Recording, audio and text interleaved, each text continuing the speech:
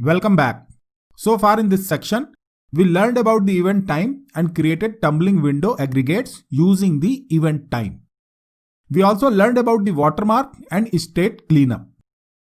In this video, I'll talk about the sliding window aggregates and create one example to help you understand the mechanics of implementing them. So let's start. Let me define a simple scenario and related requirements. Suppose you are collecting readings from a sensor. The sensor emits a reading at a regular interval, which goes to a Kafka topic. Each reading looks like the following JSON message. The key is the sensor ID. Created time is your event time, and the reading is the value.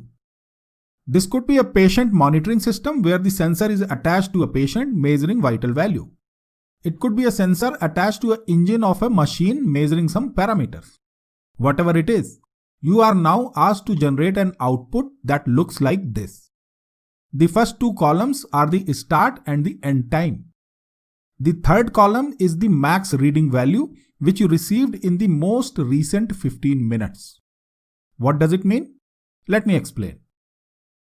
Let's say you are monitoring patient temperature. So you are asked to report the maximum temperature in the 15-minute window. So when we say the max temperature is 36.5 at 10 am, it means you received some temperature readings from 9:45 to 10, but the maximum observation was 36.5. Make sense? However, you are also asked to report the outcome every 5 minutes. Now, let's think about the solution. You will immediately start thinking in terms of a tumbling window of 15 minutes and a trigger time of 5 minutes. Right? Your first window starts at 9:40 and ends at 9:55. You got your readings and the maximum reading was 36.2. So far, so good. What is the second window? It starts at 9:45 and ends at 10. Wait a minute. This is not a tumbling window. Tumbling windows has got two properties. Fixed size, but they are non-overlapping. But in this case, windows are overlapping. Let me show you a pictorial representation for the same. Here it is. So my first window starts at 9:40 and ends at 9:55. The max reading in this window is 36.2. Similarly, the second window starts at 9:45 and ends at 10.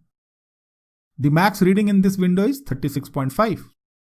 Both the windows are of fixed size. They are 15-minute windows, right? But they are overlapping for 10 minutes. And such windows are known as sliding windows or sometimes hopping windows. If you look at the first window, it starts at 9:40. But the next window is also a 15-minute window which slides or jumps by 5 minutes. The next window again slides by another 5 minutes.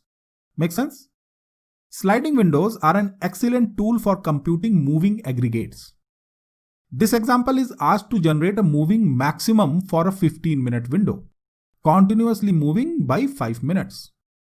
Such aggregates are also popular as sliding window aggregates. So you can also read the requirement to compute the max reading in a 15-minute window, which is continuously sliding by 5 minutes. Make sense? Great.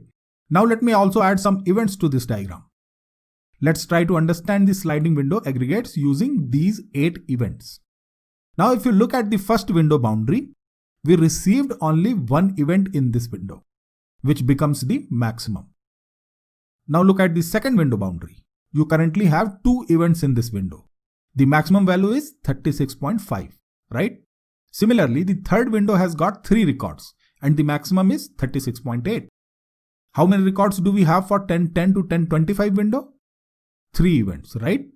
And what is the maximum? 37.5. You should also notice one more observation. Each event could be part of more than one sliding window. For example, 36.8 event is part of the 3 windows. 9:50 to 10:05, then 9:55 to 10:10, then 10 to 10:15. And this is different than the tumbling window. In a tumbling window, each event could be part of one and only one window. Why? Because we do not have an overlap there. However, in a sliding window, each event is most likely to participate in more than one window due to the overlap. Great. Implementing a sliding window is exactly the same as the tumbling window. All the learning about watermark and state store cleanup also applies in the same way. Let me create the code for this requirement. Here is my example project. I'm creating a Spark session. Then I'm defining the schema for my input records. Then I'm reading my stream from Kafka topic and extracting the key and the value. Then I'm also fixing the timestamp. You already learned all this, right? Now this is the place where I'm capturing the aggregates. We are setting 30 minutes of the watermark. So all my windows which are outside of the watermark will get cleaned, and Spark will ignore all the late coming records for those windows. Then I'm grouping it for sensor ID and a time window. This looks the same as we created tumbling window, right? The first argument of the window is the event time column. The second argument is the window duration. Finally, we also have a third argument, which is the slide duration. And this third argument is the only difference in the sliding window. Rest all is the same as the tumbling window. That's all.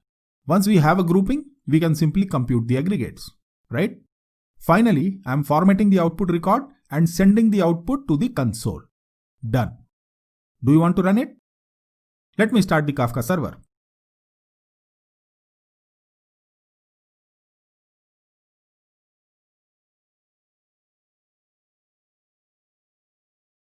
Create a topic.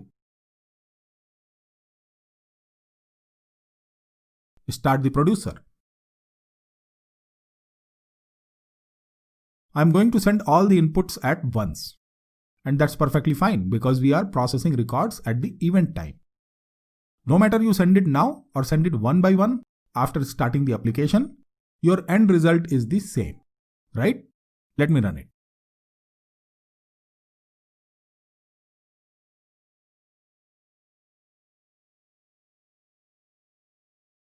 Here is the output.